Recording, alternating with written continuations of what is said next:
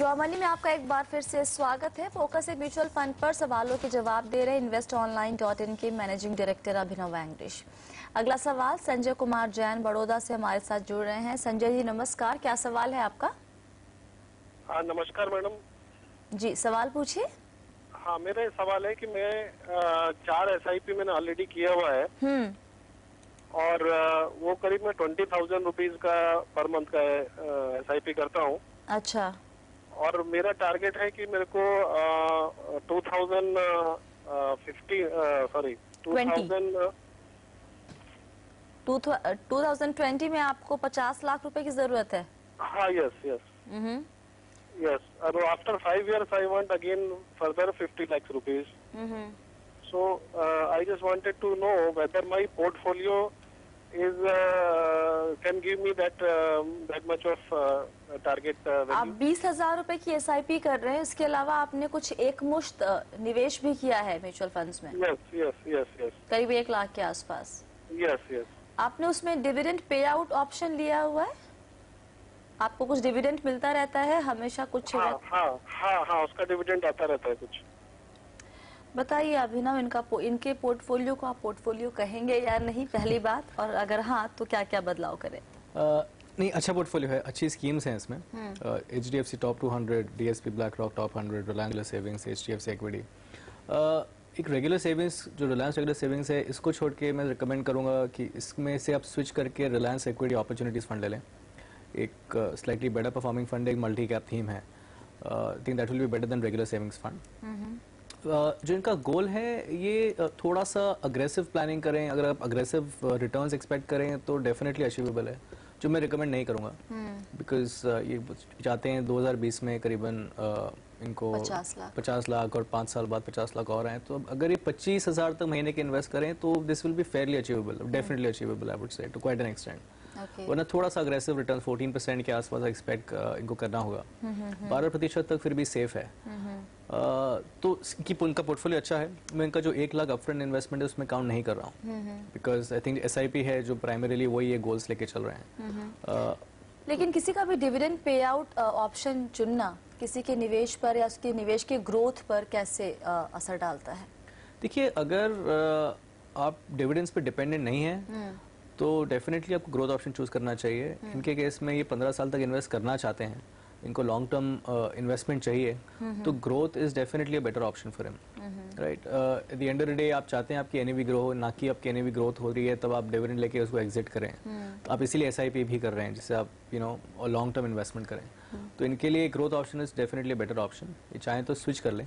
अच्छा। और इन्हीं फंड्स में इन्वेस्ट करें। फंड्स अच्छे हैं, खाली एक रेगुलर सेविंग्स को छोड़ के मैं रिकमेंड करूंगा कि इक्विटी अपॉर्चुनिटीज लें। It will be a better fund for him on a long term. Sanjay ji, अभी आप थोड़ा परेशान भी है कि आपको निवेश पे घाटा हो रहा है? यस। कितना घाटा? I just wanted to know कि जो मैंने ये फिक्स्ड फंड किया है HDFC प्रूडेंस फंड, तो इसको मैं बना रहा हूँ या इसमें से निकल जाऊँ और इसमें कोई फर्दर SIP में डाल दूं या मैं फर्दर कोई इक्विटी बाई करूं फॉर लॉन्ग टर्म? आप निकलना सिर्फ इसलिए चाहते हैं क्योंकि इसका परफॉर्मेंस आपको अच्छा नहीं लग रहा है या फिर कोई और वजह भी? सिर्फ परफॉर्मेंस नहीं आ रहा है इसका। अगर ये निकलते हैं इस वक्त, आपके पहले वक्त निकलने की सलाह देंगे? नहीं स्वाति, टॉप 200 फंड है और HDFC प्रूडेंस है, दोनों अच्छे फंड्स हैं। एक्चुअली जब एंटर किया बाजार में तब से आज तक कुछ ज्यादा बाजार में मूवमेंट नहीं आया। जुलाई 2010 में इन्होंने इन्वेस्टमेंट किए हैं।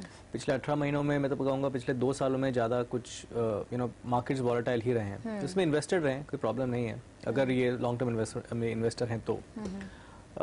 बिसाइड्स जो लॉस भी हो रहा है वो इसीलिए हो रहा है क्योंकि इन्होंने एक अपफ्रंट इन्वेस्टमेंट किया हुआ है और पीरियड एक अच्छा सा पीरियड नहीं है इसको एवैल्यूएट करने के लिए। आप इक्विटी इन्वेस्टमेंट कर रहे हैं तो आप अपफ्रंट कर रहे हैं तो कम से कम 4 से 5 साल दें किसी फंड को या किसी इक्विटी को भी परफॉर्म करने के लिए। और आप SIP कर रहे हैं तो मैं कहूँगा कम से कम 6-7 साल के पहले उसमें ज़्यादा कुछ रिटर्न एक्सपेक्ट ना करें। सो पेशेंस रखें, जब मार्केट रिकवर होंगी, जो डेफिनेटली होंगे, एक साइकिल होती है, तब इनको इसका फायदा जरूर दिखेगा। चलिए अगला सवाल लेते हैं। संजय सिंह दिल्ली से हमारे साथ जुड़े हैं फोन लाइन पर। संजय जी नमस्कार, क्या सवाल है आपका? मैंने मेल किया हुआ था, मेरे पास 4 SIP हैं जी। क्या मैंने मेरा मेल आपके पास है या मुझे बताना पड़ेगा? जी, डिटेल्स हमारे पास है। आपने 1,000 की SIP 4 फंड्स में की है। आपका लक्ष्य आप क्या लेके चल रहे हैं? 10 साल में 20 लाख रुपए मुझे नेक्स्ट 10 ईयर्स में 20 लाख रुपए का रिक्वायरमेंट है। और आप 4000 की ही SIP से ये लक्ष्य पूरा करना चाहते हैं? हाँ जी। तो क्या ये जो अमाउंट में अभी इन्वेस्ट कर रहा हूँ सफिशिएंट है या मुझे और बढ़ाना पड़ेगा? बताइए अभिनव, 4000 की SIP 10 साल में 20 लाख रुपए लक्ष्य, क्या ये पूरा हो सकता है? सॉरी, थोड़ा नहीं, काफ़ी अग्रेसिव प्लान है, क्योंकि आप एक्सपेक्ट कर रहे हैं कि आपको करीबन एनुअलाइज 24% का रिटर्न्स मिलेगा, तब जाके आप 10 साल में 4000 रुपये मंथली के हिसाब से 20 लाख रुपए जमा कर सकते हैं। मेरी हमेशा एडवाइस रही है कि आप 12% की आप उसकी इवैल्यूएशन करें और वो इतना ही एक्सपेक्ट करें, और अब वो लॉजिक से चलेंगे तो कम से कम 8000 रुपये महीना इन्वेस्ट करना ज़रूरी है। यहाँ तो वो अपनी अमाउंट बढ़ाएं या पीरियड बढ़ाएं, दोनों में से एक चीज़ करना ज़रूरी है। इनके स्कीम्स काफ़ी अच्छे हैं, अगेन 2 मिड कैप और 2 लार्ज कैप फंड्स हैं, तो उसमें कुछ बदलाव नहीं करें तो ठीक है, लेकिन पीरियड या अमाउंट दोनों में से एक बढ़ाना काफ़ी ज़रूरी है। कितना बढ़ाना होगा अगर अमाउंट बढ़ाना? अगर अमाउंट करना है तो 8000 रुपये महीना करना होगा। 4000 प्लस 8 या फिर 4 प्लस 4? अच्छा, तो 8,000 रुपये। Okay, all right. तो संजय, आपने जो गोल बना के रखा है थोड़ा अनरियलिस्टिक है, थोड़े ज़्यादा की उम्मीद कर रहे हैं आप। थोड़ा अमाउंट बढ़ाइए या फिर अपना जो आपने टाइम फ्रेम रखा है, टाइम होराइजन, उसे बढ़ाइए, तभी आपका गोल पूरा हो पाएगा, वरना मुश्किल है। वक्त हो गया है एक और ब्रेक का, लेकिन कहीं मत जाइए, क्योंकि लौट कर हम बात करेंगे अंकुश से और देखेंगे कि उनके पोर्टफोलियो पर क्या सलाह है अभिनव की। और अगर आपके पास भी कोई सवाल है म्यूचुअल फंड, इंश्योरेंस, लोन या फिर क्रेडिट कार्ड से जुड़ा हुआ, तो अपना सवाल हमें ईमेल कीजिए mf@moneycontrol.com पर। याद रखिए कि जब भी आप हमें सवाल भेजते हैं तो अपना